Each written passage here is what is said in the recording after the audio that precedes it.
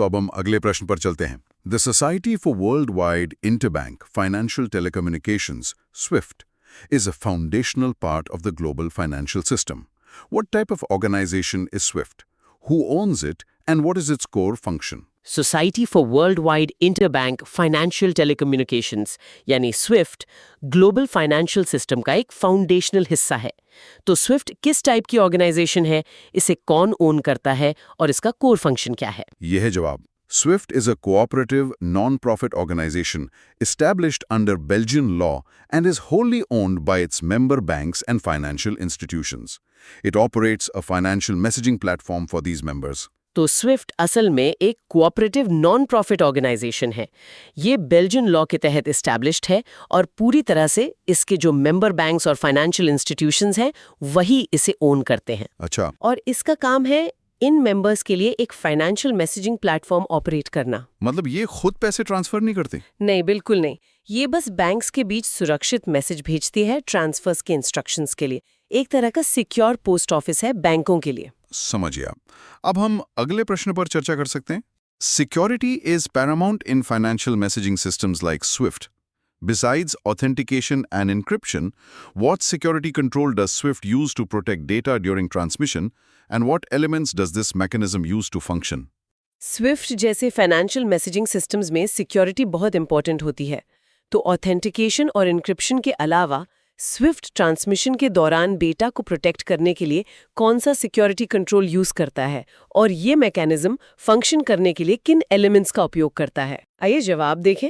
SWIFT uses a security control called a checksum to prevent automatic changes during transmission. This mechanism uses both the message text and the receiver's address as part of its calculation. हाँ, तो SWIFT एक security control use करता है जिसे checksum कहते हैं। ये transmission के दौरान ऑटोमेटिक चेंजेस को रोकने के लिए होता है। चेकसम जी। और ये मैकेनिज्म अपनी कैलकुलेशन के पार्ट के रूप में मैसेज टेक्स्ट और रिसीवर का एड्रेस दोनों यूज करता है। अच्छा, मतलब ये चेकसम एक तरह का डिजिटल फिंगरप्रिंट है मैसेज के लिए? बिल्कुल सही, ताकि ये पता चल सके कि रास्ते में मैसेज के साथ कोई गड़बड़ी तो नहीं हुई, कोई टैंपरिंग तो नहीं हुई, इंटेग्रिटी बनी रहती है। इंटरेस्टिंग। अब हम अगले प्रश्न पर चलते हैं। Clearing house interbank payment system यानी चिप्स इंटरनेशनल फाइनेंस के लिए एक वाइटल सिस्टम है। ये कहाँ लोकेटेड है, इसने कब ऑपरेट करना बिगिन किया, इसका प्राइमरी यूज क्या है और ये ग्लोबल ट्रेड के लिए इतना सिग्निफिकेंट क्यों है? ये है जवाब।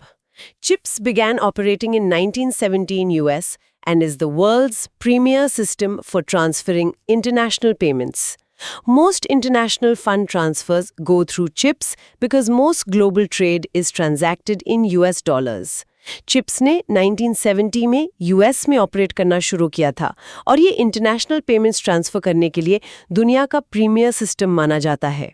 अच्छा, यूएस में? हाँ, ज्यादातर इंटरनेशनल फंड ट्रांसफर्स चिप्स के थ्रू ही जाते हैं क्योंकि ग्लोबल ट्रेड में ज्यादातर ट्रांजैक्शंस यूएस डॉलर्स में ही होते हैं। तो क्योंकि दुनिया का ज्यादातर व्यापार डॉलर में होता है। बिल्कुल, इसीलिए चिप्स इंटरनेशनल ट्रांजैक्शंस के लिए एक बहुत जरूरी हब बन गया है। ये असल में यूएस डॉलर पेमेंट्स को सेटल करता है। ठीक है, अब हम अगले प्रश्न पर चर्चा कर सकते हैं। The clearing house automated payment system CHAPS is a key component of financial infrastructure in Europe. Where is it located and what type of payments is it primarily used for? And what is the status of a payment once it is received through this system? Clearinghouse Automated Payment System या CHAPS Europe के financial infrastructure का एक की component है। ये कहाँ located है और किस टाइप के पेमेंट्स के लिए प्राइमरीली यूज होता है और इस सिस्टम के थ्रू पेमेंट रिसीव होने पर उसका स्टेटस क्या होता है? And time-critical low-value payments made through CHAPS are guaranteed on receipt and cannot be recalled. CHAPS जो है वो यूके में लोकेटेड है। ये एक सेम डे सिस्टम है। Same day? हाँ, मतलब उसी दिन सेटलमेंट। ये हाई वैल्यू होलसेल पेमेंट्स और टाइम क्रिटिकल मतलब जो जरूरी लो वैल्यू पेमेंट्स है उनको सेटल करने के लिए यूज होता है। और इसका स्टेटस? चैप्स के थ्रू किए गए पेमेंट्स रिसीट पर गारंटीड होते हैं।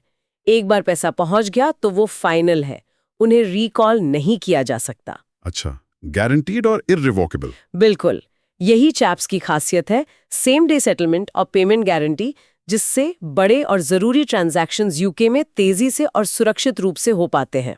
समझ गया। अब हम अगले प्रश्न पे चलते हैं। As a major financial hub, Hong Kong relies on which system for interbank transactions? What key features does this system offer to its users? एक मेजर फाइनेंशियल हब के रूप में हांगकांग इंटरबैंक ट्रांजैक्शंस के लिए किस सिस्टम पर rely करता है और ये सिस्टम अपने यूजर्स को कौन से की फीचर्स ऑफर करता है? ये है जवाब. It is Clearing House Automated Transfer System that provides same-day interbank settlement, instant online confirmation, and inquiry facilities for interbank funds transfers in Hong Kong. Hong Kong में clearing house automated transfer system यानी CHATS इस्तेमाल होता है. Charts. जी, ये Hong Kong में interbank funds transverse के लिए same day settlement देता है, इंस्टेंट ऑनलाइन कॉन्फर्मेशन देता है और इंक्वायरी फैसिलिटीज भी प्रोवाइड करता है. तो ये भी काफी एफिशिएंट लगता है. हाँ बिल्कुल. चैट्स हांगकांग के फाइनेंशियल मार्केट को स्पीड और एफिशिएंसी देता है, सेम डे सेटलमेंट और तुरंत कॉन्फर्मेशन के फीचर्स के साथ. चलिए अब अगले प्रश्न पर चर्चा कर सकते हैं. The federal reserve remittance system is a cornerstone of the US financial system. What is it called and what are the primary uses for this funds transfer system? And since when has it been in operation? Federal Reserve Remittance System US financial system का एक cornerstone है. इसे क्या कहा जाता है? इस funds transfer system के प्राइमरी यूजर्स क्या हैं और ये कब से ऑपरेशन में है? आइए जवाब देखें. It is Fedwire in operation since 1956 and is primarily used for transferring reserve account balances, government securities, high-value domestic payments, bank-to-bank transfers and corporate-to-corporate payments made through banks. इसे Fedwire कहते हैं. ये 1956 से ऑपरेशन में है. 1956 काफी पुराना है. हाँ, और ये प्राइमरीली यूज होता है रिजर्व अकाउंट बैलेंसेस ट्रांसफर करने के लिए, government securities, high value domestic payments, bank to bank transfers और बैंक्स के थ्रू किए जाने वाले कॉर्पोरेट टू कॉर्पोरेट पेमेंट्स के लिए. मतलब अमेरिका के अंदर के बड़े और इम्पोर्टेंट पेमेंट्स के लिए. बिल्कुल.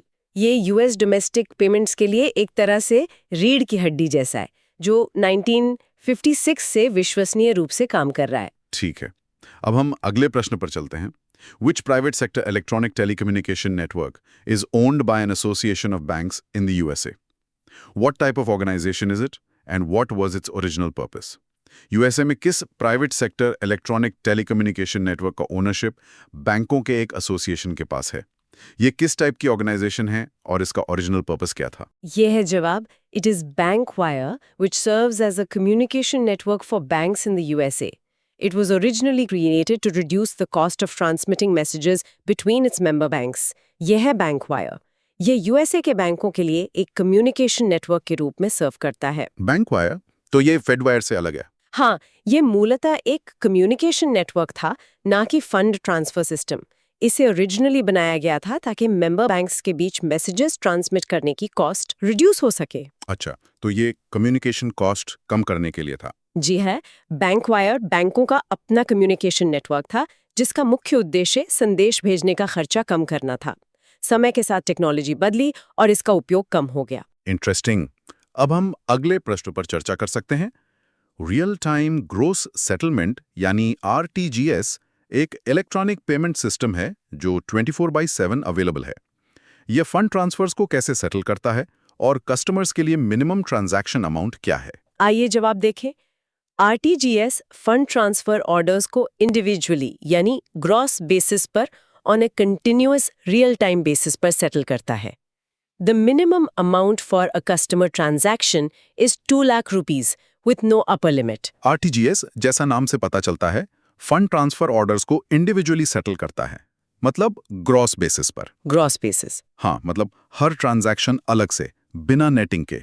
और ये कंटिन्यूअस रियल टाइम बेसिस पर होता है. तुरंत. जी हाँ, तुरंत. और ये 24/7 अवेलेबल है. कस्टमर ट्रांजैक्शन के लिए मिनिमम अमाउंट 2 लाख रुपए है और कोई अपर लिमिट नहीं है. 2 लाख रुपए मिनिमम. तो ये बड़े अमाउंट के ट्रांसफर्स के लिए आइडियल है. बिल्कुल. RTGS का मतलब है तुरंत सेटलमेंट, ट्रांजैक्शन बाय ट्रांजैक्शन, जो बड़े अमाउंट के रियल टाइम ट्रांसफर्स के लिए एकदम सही है. कम से कम 2 लाख रुपए. ठीक है. अब हम अगले प्रश्न पर चलते हैं. The national electronic fund transfer NEFT system is a widely used method for transferring money in India. What are the limits on the transaction amount? Further, a transfer at 11:02 a.m. shall be settled by what time? National electronic fund transfer यानी NEFT system India में money transfer करने का एक widely used method है। Transaction amount पर क्या limits हैं और अगर कोई ट्रांसफर सुबह 11:02 पर किया गया है तो वो किस टाइम तक सेटल होगा? ये है जवाब। NEFT is a one-to-one fund transfer system that operates with a half-hourly net settlement. Hence, above transaction shall be settled by 11:30 a.m. Further, there is no minimum or maximum limit for the amount that can be transferred. NEFT एक 1-to-1 fund transfer system है, लेकिन ये RTGS से अलग half hourly net settlement के साथ operate करता है। हाफ-hourly net settlement. मतलब बैचेस में? हाँ, हर आधे घंटे के बैचेस में सेटलमेंट होता है। इसलिए जो ट्रांजैक्शन 11:02 AM पर हुआ, वो अगले बैच में यानी 11:30 AM तक सेटल हो जाएगा। अच्छा, और अमाउंट लिमिट? NEFT की सबसे अच्छी बात यह है कि ट्रांसफर किए जा सकने वाले अमाउंट पर कोई मिनिमम या मैक्सिमम लिमिट नहीं है। मतलब कोई भी अमाउंट भेज सकते हैं? जी हाँ, NEFT हर आधे घंटे में ट्रांजैक्शंस को बैचेस में सेटल करता है और अमाउंट की कोई लिमिट नहीं है। छोटे बड़े सभी ट्रांसफर्स के लिए बढ़िया है। अब हम अगले प्रश्न पर चर्चा कर सकते हैं। Electronic credit clearing was introduced as an efficient alternative to paper-based clearing. What type of debit and credit transactions does this system facilitate? Electronic credit clearing को पेपर बेस्ड क्लियरिंग के एक एफिशिएंट ऑल्टरनेटिव के रूप में introduce किया गया था।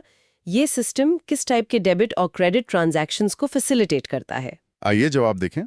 Electronic credit clearing facilitates bulk payment transactions that involve a single debit and multiple credits. Electronic credit clearing ऐसे bulk payment transactions को facilitate करता है जिसमें एक single debit होता है और multiple credits होते हैं। Single debit, multiple credits. जैसे सैलरी पेमेंट्स या डिविडेंड डिस्ट्रीब्यूशन। मतलब एक कंपनी अकाउंट से पैसा डेबिट होता है और बहुत सारे एम्प्लॉय या शेयर होल्डर अकाउंट्स में क्रेडिट होता है। अच्छा, बल्क पेमेंट्स के लिए? हाँ, ये सिस्टम सैलरी या डिविडेंड पेमेंट्स जैसी चीजों के लिए बहुत उपयोगी है, जहां एक अकाउंट से पैसा निकलकर बहुत सारे अकाउंट्स में जाता है। समझ गया। अब हम अगले प्रश्न पर चलते हैं। Electronic debit clearing operates on a principle opposite to credit clearing. What is the structure of transactions in this system and what control does a subscriber have over debits to their account? Electronic debit clearing credit clearing के opposite principal पर operate करता है। इस system में transactions का structure क्या होता है और एक सब्सक्राइबर को अपने अकाउंट से डेबिट्स पर क्या कंट्रोल मिलता है? ये है जवाब। This system works on the principle of multiple debits and a single credit. A subscriber provides a mandate to debit their account and can indicate a maximum limit for each debit entry. हाँ, ये system multiple debits और एक single credit के principal पर work करता है।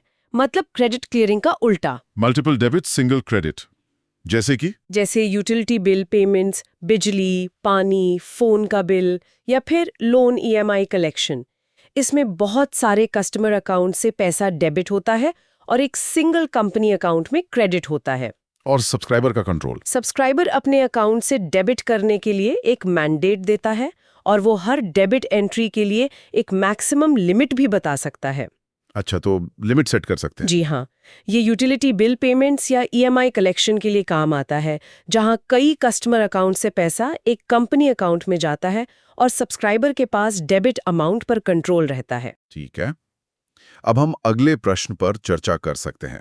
With the move to 24/7 operations, the National Electronic Fund Transfer NEFT System's settlement process was updated. How many settlement batches does NEFT have each day, and when does the first and last batch cycle occur? NEFT के 24/7 operations पर move होने के साथ उसके settlement process को update किया गया। तो अब NEFT में हर दिन कितने settlement batches होते हैं और फर्स्ट और लास्ट बैच साइकिल कब अकर होता है? आइए जवाब देखें। NEFT has 48 half-hourly batches every day. The settlement for the first batch begins after 00:30 hours, and the cycle for the last batch ends at 0:00 hours. हाँ, जब से NEFT 24/7 हुआ है, इसमें हर दिन 48 half-hourly batches होते हैं। 48 बैचेस? मतलब हर आधे घंटे में एक? बिल्कुल, दिन भर, रात भर। फर्स्ट बैच का सेटलमेंट रात 12:30 यानी 00:30 आवर्स के बाद बिगिन होता है और लास्ट बैच का साइकिल ठीक आधी रात यानी 000 आवर्स पे एंड होता है। तो अब NFT सच में 24/7 है। जी हाँ, अब NEFT 24/7 काम करता है। दिन भर में हर आधे घंटे पर सेटलमेंट होता है, यानी कुल 48 बार आधी रात से शुरू होकर अगली आधी रात तक। बहुत कन्वीनियंट हो गया है। बिल्कुल। अब हम अगले प्रश्न पर चलते हैं। Under the cheque truncation system CTS, a physical check is replaced by a digital version during clearing. Who is authorized to truncate a check, i.e. create its electronic image? Cheque truncation system यानी CTS के तहत clearing के दौरान एक physical cheque को digital version से replace कर दिया जाता है। चेक को ट्रंकेट करने मतलब उसकी इलेक्ट्रॉनिक इमेज क्रिएट करने के लिए कौन ऑथराइज्ड होता है? ये है जवाब। Only the banks involved in the transaction, paying or receiving, and the clearinghouse are permitted to truncate a check. The drawer or holder of the check cannot. देखिए, CTS में चेक को ट्रंकेट करने का अधिकार यानी उसकी इलेक्ट्रॉनिक इमेज बनाने का अधिकार केवल ट्रांजैक्शन में इन्वॉल्व्ड बैंक्स को होता है, पेइंग बैंक या रिसीविंग बैंक और क्लियरिंग हाउस को। सिर्फ बैंकों और क्लियरिंग हाउस को? हाँ, चेक का ड्रॉअर यानी जिसने चेक लिखा है या होल्डर जिसके पास चेक है वो खुद ऐसा नहीं कर सकता। अच्छा, तो कस्टमर चेक जमा करता है और फिर बैंक उसकी इमेज बनाता है? बिल्कुल। CTS में चेक की फिजिकल मूवमेंट बंद हो जाती है, सिर्फ इमेज ट्रैवल करती है क्लियरिंग के लिए। और ये काम केवल ऑथराइज्ड बैंक्स या क्लियरिंग हाउस ही कर सकते हैं, कस्टमर नहीं। इससे प्रोसेस तेज और सुरक्षित होता है।